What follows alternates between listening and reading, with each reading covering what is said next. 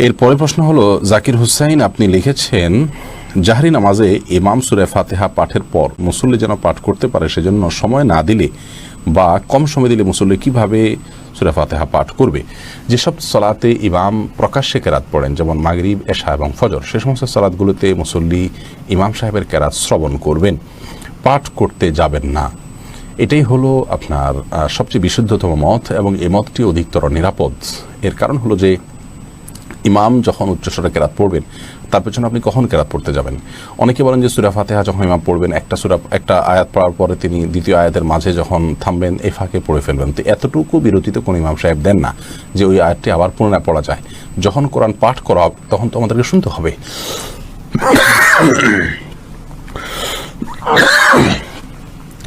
Sorry, আল্লাহ তাআলা বলেছেন ওয়াইদা কুরিয়াল কোরআন ফাসতামিউ লাহু আনসিতু লাআল্লাকুম তুরহামুন, যখন কোরআন পাঠ করা হয়, তেলাওয়াত করা হয়, তখন তোমরা শুনবে এবং মনোযোগ দিয়ে শুনবে এবং চুপ থাকবে।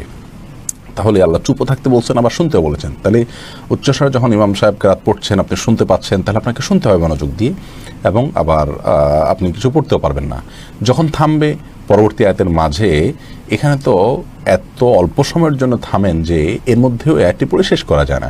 আর যদি পড়তে যান তাহলে হুলস্থুল করে পড়তে হবে। অনেকে বলেন যে সূরা ফাতিহা ইমাম শেষ করার পর অন্য সূরা মেলানোর আগে এই ফাঁকে পড়ে ফেলবেন। এটাও যৌক্তিক কোনো কথা নয়, কারণ সূরা ফাতিহার পরে আর সূরা মেলানোর আগে এখানে তো খুব লম্বা গ্যাপ দেওয়া হয় না যে সূরা ফাতিহা পুরোটা পড়া যেতে পারে। অনেকে বলেন যে ইমাম সাহেবের উচিত সময় দেওয়া, এবং অনেক মসজিদে দেনও, বিশেষ করে সৌদি আরবে দেখা যায়।